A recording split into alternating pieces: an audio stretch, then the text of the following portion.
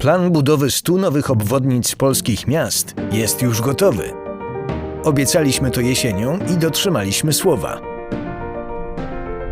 Dzięki niemu jesteśmy na prostej drodze do uruchomienia wielkich inwestycji i poprawy życia w wielu polskich miastach.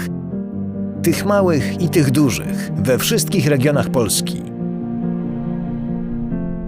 To największy taki projekt infrastrukturalny w historii naszego kraju. Co to oznacza dla mieszkańców? Wygodę, bezpieczeństwo, nowe inwestycje, rozwój ich miasta.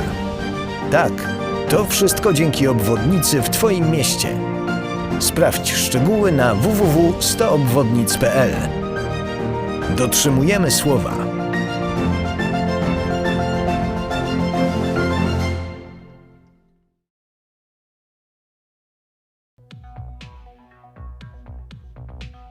Nyní si plánovanou podobu dálnice D3 stavby 310/1 a 310/2 prohlédneme podrobněji. Schematická mapa v levém dolním rohu vám pomůže zorientovat se a bude také zobrazovat polohu kamery.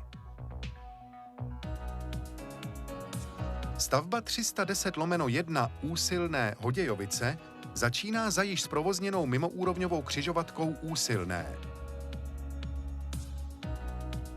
Podél dálnice je vedena přeložka polní cesty, kterou dálnice následně mostem překračuje.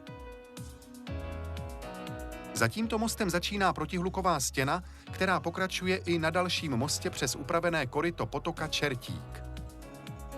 Protihluková stěna má délku 365 metrů. Nová komunikace pokračuje kolem průmyslového areálu a podchází silnici 2/634, která propojuje České Budějovice a Rudolfov. Oba portály podjezdu jsou ve směru k obci Vráto vybaveny protihlukovou stěnou. Dálnice pokračuje k šikmému mostu přes Vrátecký potok.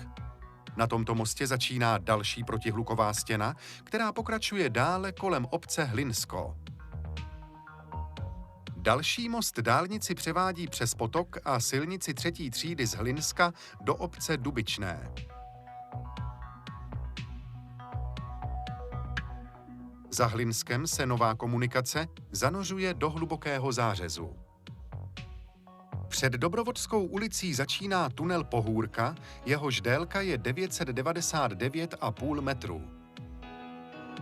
Příjezd vozidel integrovaného záchranného systému k severnímu pražskému portálu zajišťuje nová komunikace přivedená z ulice U Křížku.